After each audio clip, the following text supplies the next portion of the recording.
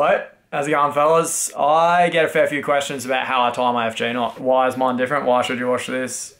It's not that different. It's pretty similar to a lot of them, but there's a couple of little tricks that I do that I think are pretty rad. So yeah, let's get into it and see how Briggsy ties an FG knot. If you want to follow along with me, you're going to need a few things. I need me one Rodney, one reel, some leader, gloves, lighter, and scissors.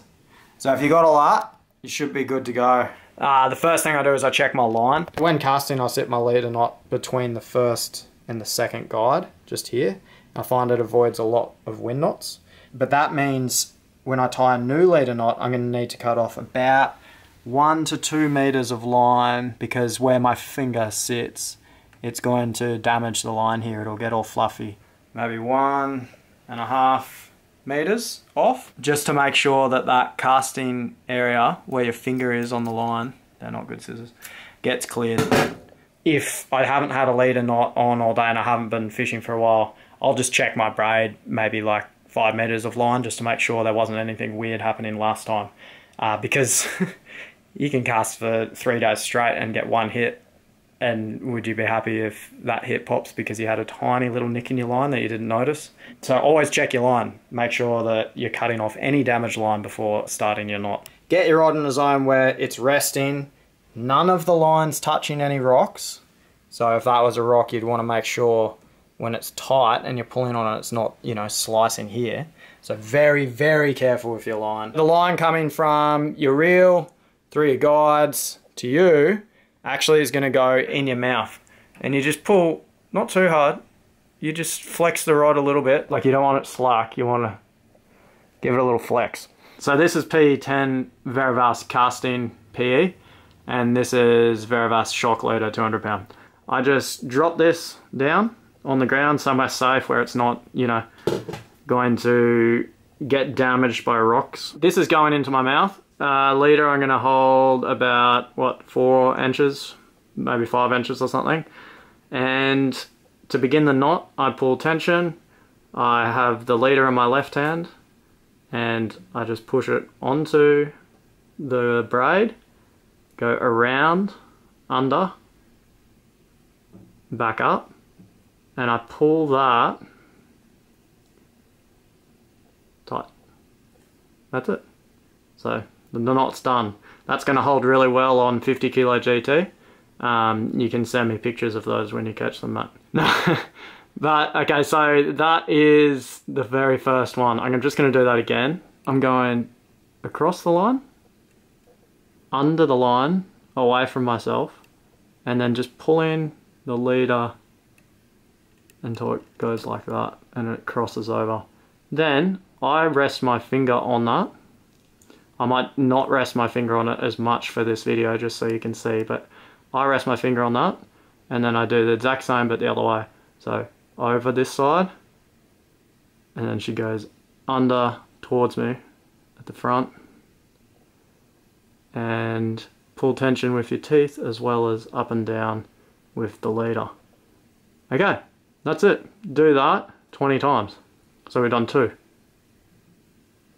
3, 4, see how I'm grabbing it each time, 5, 6, 7, 8, 9, 10, 11,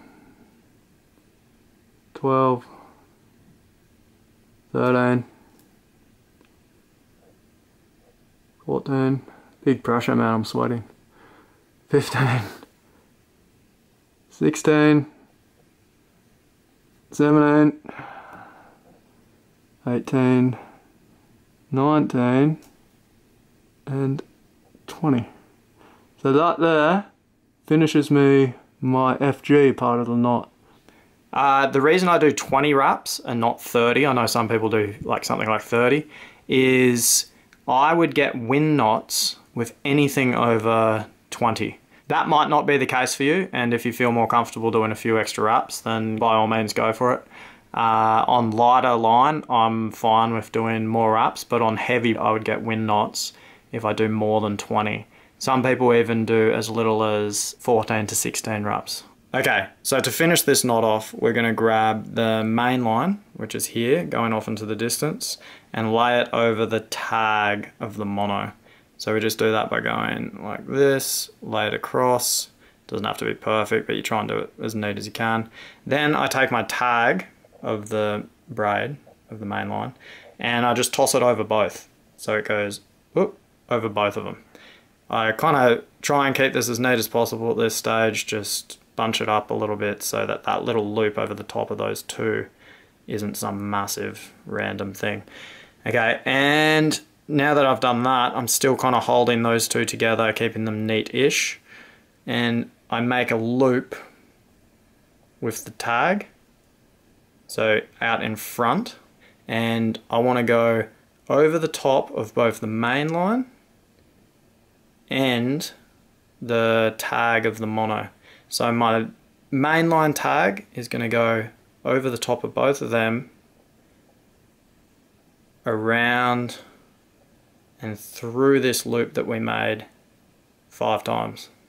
1, 2, 3, 4, 5. So that's pretty messy one, but you just don't want it to get out of control. Now you can see I'm already starting to lay that tag over the knot so that it kind of goes in line with the knot. To finish this, we reverse these loops. So all we do is we go to this zone here, and right at the base of the knot, I'm pushing this and going the opposite direction of the loops. And I don't know if it's 5 or 6 times, but you basically just do it as many times until all those loops are gone. So that was 1, 2, 3, 4, 5. So you can see there, that's just reverse those loops. I then spit on the knot so that we're not going to be burning the knot as we pull this through. And we're pulling the tag, pulling the tag, pulling the tag, and what happens is it forms that final loop, and then it cinches down back towards the FG, which is why this is such a good finish for the FG knot. You have the FG trying to pull with the main line this direction, and at the same time you tighten down the Rizzuto finish, which is pulling the opposite direction. Now you're going to have to pull pretty damn hard to make it change colour and cinch up. So gloves, otherwise big cut hands, slicey really bad. You reckon she's seen a bit of action, mate? Whatever gloves you have, chuck them on. They're going to protect your hands when you pull this knot tight. Obviously on lighter leader, it's not such a big deal. When I wrap this around my glove, I'm careful not to lay the line over itself. I just make sure the line has got its own zone each time. I kind of finish it up around my fingers.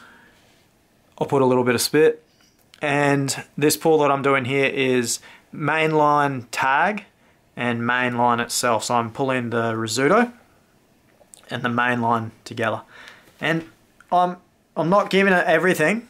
I'm just giving it a little bit, cinch it down, and what I do is I alternate between that and then pulling the main line and the leader. Okay, so now I'm tightening the FG itself.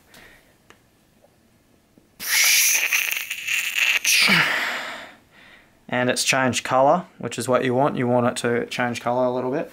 I head back to the Rizzuto now, because as you go 1 for 1, they'll kind of pull against each other and the knot might slide a little bit one way or the other. I give another pull this time on the Rizzuto. Starting to twist a bit, which is okay. It means you're giving it a bit of pepper. And now back to the leader and the main line. This time I'm actually going to put my arms on my knees and force my knees outwards so that I'm getting even more leverage than just what my arms can give. So I'm pretty much pulling it as hard as I possibly can. As you can see, it's twisted up now. The FG's kind of gotten a little bit distorted, which is totally fine. I've never had a problem when they look like that. It just means you gave them a good pull. The way I finish this is I tie a half hitch in my mainline tag. Tiny little half hitch, as low down as I possibly can. The reason that I do this is if you don't, and you just burn it, even just burning it, you'll get the big fluff ball. No one wants a big fluff ball tag. It kind of, you know, that's just another thing to worry about, is that fluff ball going down into the knot. Am I going to lose a monster fish because big fluff ball on my tag slides down and the whole knot bails? So that's why I do that. Mainline tag, half hitch. Then, these scissors are pretty shit, but cut right next to the half hitch, and that's pretty good. It's a bit fluffy, but that's alright, because burn that, not too much, just enough to get rid of the fuzz. Let me know in the comments if anyone else does that on their FGs. It's a pretty good little trick I found. I think only one time the fuzziness has gone past the half hitch, and I might not have pulled it very hard that time. And the final stage now is cut off this tag about there. I'm going to spit on that knot just so that as I'm burning this, if there is a bit of heat, it's got a little bit of protection at least. I'm really squeezing down on the Rizzuto finish so that there's very little chance that she gets singed by this fella. And when my fingers hurt, like that, I have a look, and I'm going to go a little bit more than that. I'm just going to wet it again. Make sure that I'm definitely not burning any of the braid. Alright, so we're going for another burn. Get it a bit further down. Okay. That's pretty good for me. I just, at this stage, feel it. I'm not really shaping it, I'm just feeling it to make sure it doesn't have a harsh, sharp edge. If it does, I'm going to try and burn that a little bit more to get rid of any harsh edge. So that's a rounded bulb right now. I can feel it's not harsh at all. Nothing sharp about it. If after casting for hours you find your Rizzuto has slid a little bit down to the bulb, I don't think that's a problem. Obviously check it, make sure that it isn't a problem and there's not like a loop coming off or anything like that. I put about 2 wingspans of my arms. I stretch my arms all the way out for 2 wingspans like that, and that's how long my leader is. I think it must be, what, 3.5 meters long or something.